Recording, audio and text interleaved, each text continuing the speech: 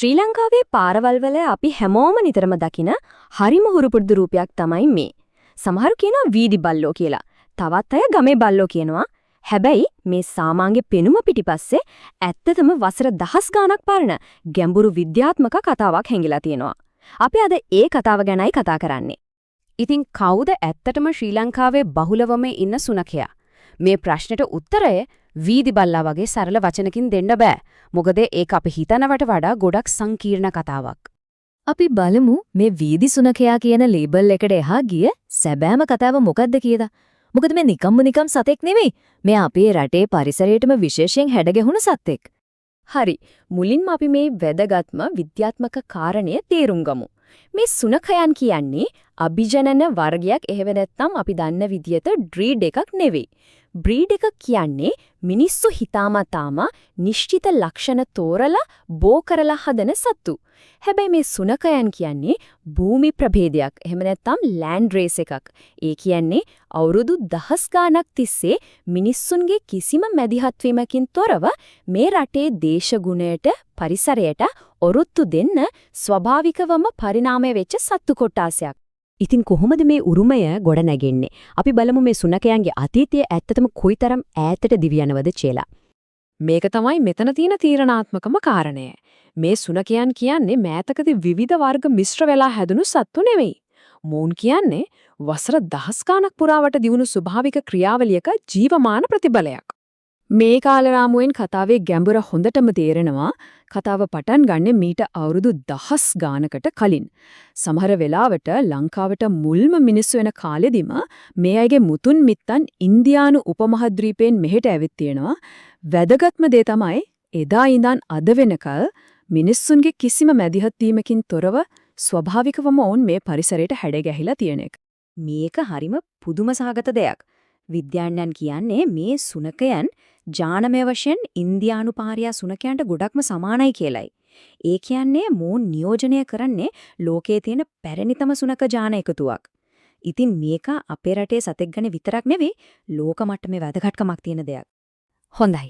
අපි දැන් බලමු මේ සතාගේ ශරීරයේ හැම අංගයක්ම මේ පරිසරයේ නොනැසී පැවතීම සඳහාම කොහොමද පරිණාමය වෙලා තියෙන්නේ කියලා. ඔව් මේකේ තියෙන විශේෂත්වය තමයි මේ සතුන්ගේ ශරීර ලක්ෂණ අහම්බේ නැතිවුණු දේවල් නෙවෙයි. ඒ හැම දෙයක්ම මේ රටේ දේශගුණයට පරිසරයට මුමුණ දෙන ලැබුණු පරිණාමී වාසියක්. බලන්න මේ ලක්ෂණ දිහා කූඤ්ඤ හැඩති හිස එයාලට හොඳ කඩිසර බවක් ලබා දෙනවා. ඒ වගේම කෙලින් පිහිටපු අර උල් වූ කන් දෙක නිසා එයාලට හරිම සියුම් ශබ්දයක් වුණත් ග්‍රහණය කරගන්න පුළුවන්. ඒක තමයි එයාලගේ ආරක්ෂක පද්ධතිය. විලෝපිකයන්ගෙන් සහ වෙනත් අනතුරු වලින් බේරිලා ඉන්න මේක අත්‍යවශ්‍යම ලක්ෂණයක්. ඒ වගේම මේ රටේ අධික රස්නයටයි තෙතමනයටයි ඔරොත්තු දෙන්න එයාලගේ ඇඟේ තියෙන කෙටි ලොම් ආවරණය නියමටම ගැලපෙනවා. ඉහළට වක් වෙච්ච වලිගයත් මේ පුරාණ සුනඛ වර්ගවලට පොදු ලක්ෂණයක් විදියට තමයි සැලකෙන්නේ. දැන් අපි එන්නේ මේ කතාවේ ටිකක් සංවේදී ඒත් හරිම වැදගත් කොටසකට. ඒ තමයි මේ සතුන්ට ඇත්තටම ජීවත් වෙන්න පුළුවන් කාලයත් ඔවුන්ගෙන් බොහෝ දෙනෙක් ඇත්තටම ජීවත් වෙන කාලයත් අතර තියෙන දැවැන්ත පරතරය. මේ සංසන්දනය ඇත්තටම කම්පන සහගතයි. බලන්න පාරේ ඉන්නකොට කෑම නැතිකම, රියානතුරු, ලෙඩ රෝග නිසා මේ සතෙක්ගේ සාමාන්‍ය ආයු කාලය අවුරුදු 3ක් හෝ 5ක් විතරයි.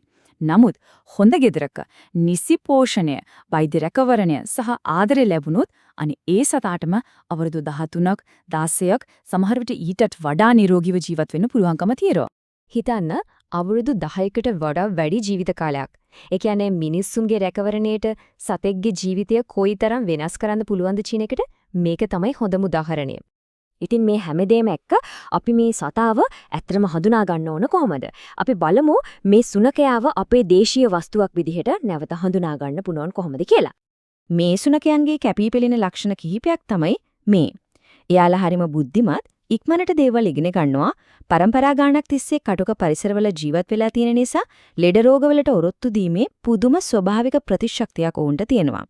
ඒ වගේම ඕනම ආහාරයකින් ජීවත් වෙන්න පුළුවන් වීමත් ඔවුන්ගේ පැවැත්මට විශාල ශක්තියක් වෙලා තියෙනවා.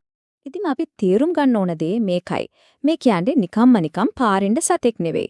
මේක ශ්‍රී ලංකාවේ ස්වභාවික උරුමේම ජීවාමාන කොටසක්. ඒ නිසා මීළඟ වතාවේ මේ සතෙක්ව දකිනකොට පේන නිකම්ම වීදි බල්ලෙක් විදියටද? එහෙමත් නැත්නම් වසර දහස් ගාණක් තිස්සේ මේ බිමේ නොනැසී පැවතුණු අපේම උරුමයේ ජීවමාන කොටස්කාරෙක් වුණු සුවිශේෂී සත්වෙක් විදිහටද ඒ තීරණේ දැන් අපිට බාරයි.